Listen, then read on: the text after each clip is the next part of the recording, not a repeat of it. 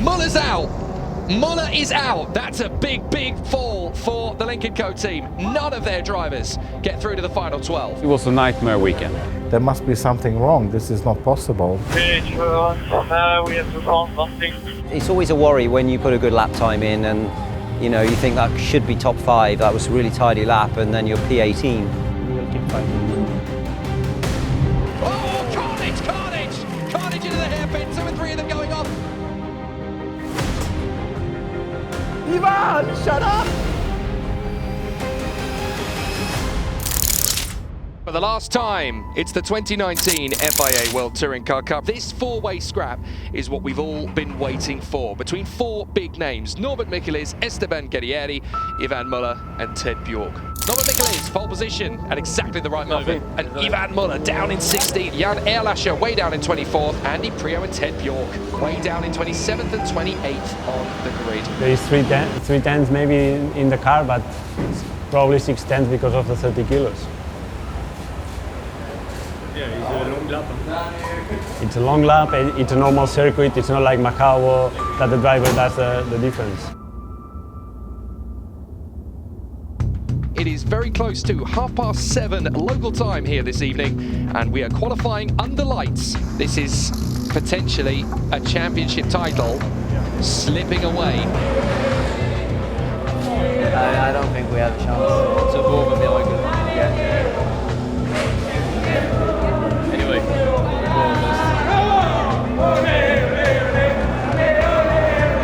let's jump in. Across the line, what can Muller do? No speed.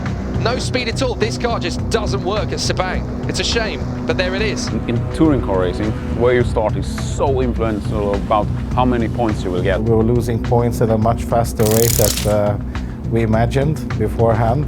What do you say to that? 2 rounds ago, Ningbo, Suzuka, Macau, yeah, but they were so fast. The BOP, the balance of performance, Jake, it swings roundabouts. That's going to be such an incredible final race, isn't it? Muller and Bjork are still in contention, but it's starting to look harder and harder to achieve. We're race drivers, we're a race team. We're leading the team championship. It's the first year with a brand new car, brand new manufacturer. We want to go out on a high. Let's try and do the races. Whatever it takes, let's go for it. Cyan Racing are actually teetering on the brink here. BRC Hyundai have a massive opportunity to close them up over those 3 races. It could be a bit of a shock on Sunday evening. Is a bit of panic right now because we have to choose the tire. The condition is not very clear. Personally, I choose slicks on the front, wet on the rear. There is no majority on the grid apparently. Let's see. It can be interesting. And we are racing. The race of Malaysia gets underway. The 10th and final round of the title fight. And Norbert Michelis is already starting to weave to try and break the toe from Aurelion Panis.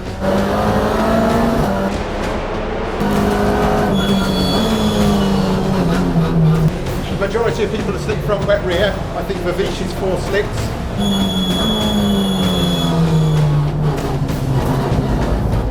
Power is always important.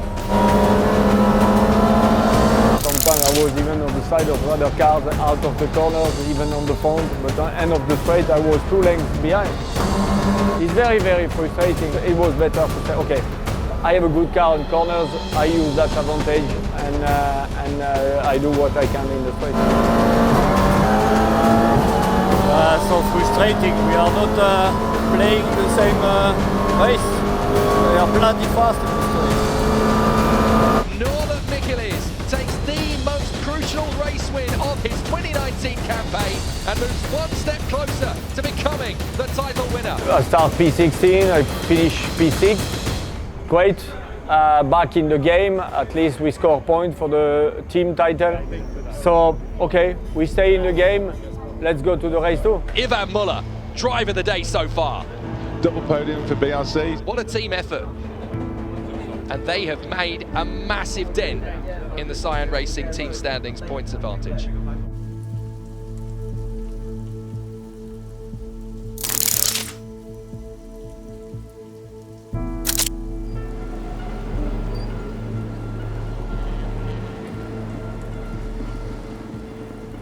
There is some spot of water. We need information from Ron. says? I don't know what to say. It's in the edge. It's just if it's raining again or not. Yeah, exactly. It's all about this. It's quite dark there.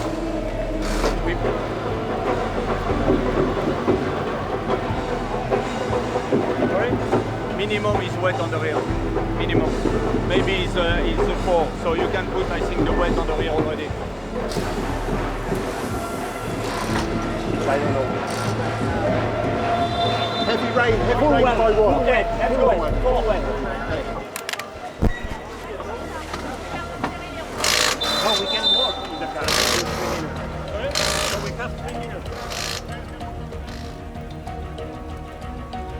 That was the good choice because most of the grid was on slick and wet, and normally majority are always right, but not on that moment.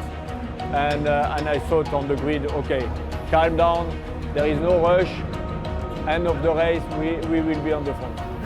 We are probably one of few.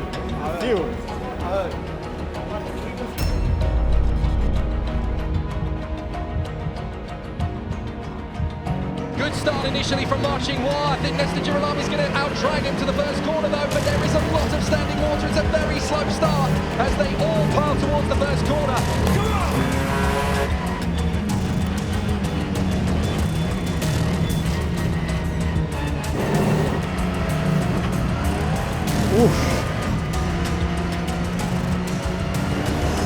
Looks like one of the Lynk codes has gone off.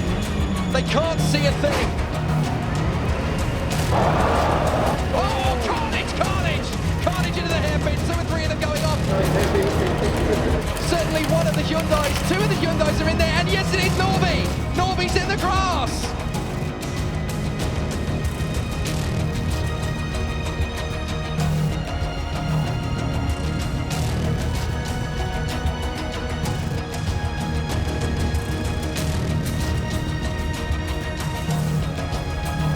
My race is over. Oh no. You know? Stop, shut up. Guys, I know, but... I go on first. Okay, in race No! you have to come here and, Yeah! repair my rear wheel. Yes, red flag. We have a chance, Ivan. Red flag. Oh my word! Katzberg on fire. You will not go to see him, right? Easy. Very easy. No. Come with me. No, don't do it. Nicky. Big champion. I will remember that. And then the story was a bit different, but I still finished P5 on that race, which was the important point for the team championship.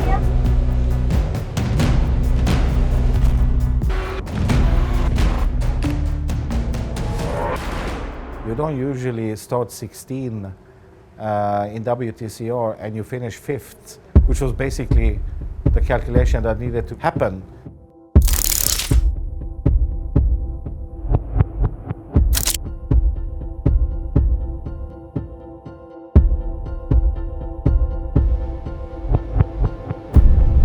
Turn 1, I had a hit from the back, from the side. Turn 4, another one. The car was smashed everywhere. My head was like this. I said, oh. On the hairpin corner, I braked just slightly too late. I went in the grass. Is he still in the race or is he off? I came back. My car was absolutely fantastic in the last race. He needs protection from Jan. Ted needs protection. Race 3, I start 18. After 1 lap, I was P9.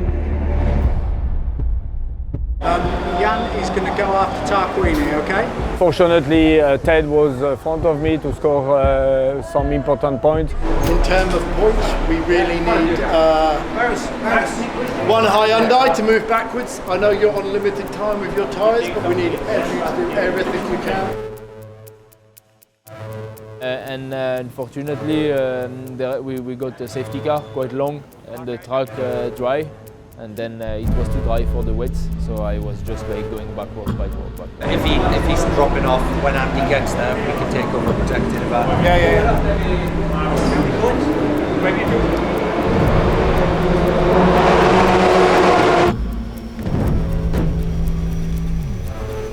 But then 2-3 laps from the end, my rear tires was gone. What do we need to do? We need to try and raise back. 15.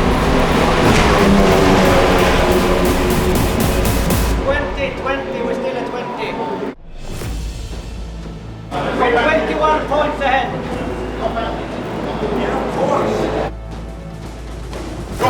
Drop behind your van. He's still 15. Yes. Yeah, drop behind your van, he's 15. And Andy was on the front, and then he left off to give me a point. And Lynk Co have given Cyan Racing the team's title in their first together. It was just an overwhelming emotion. A lot of people crying, happy tears. The checkered flag is out. Jörg claims victory. Lynk Co win on their debut weekend. You couldn't have written the story better.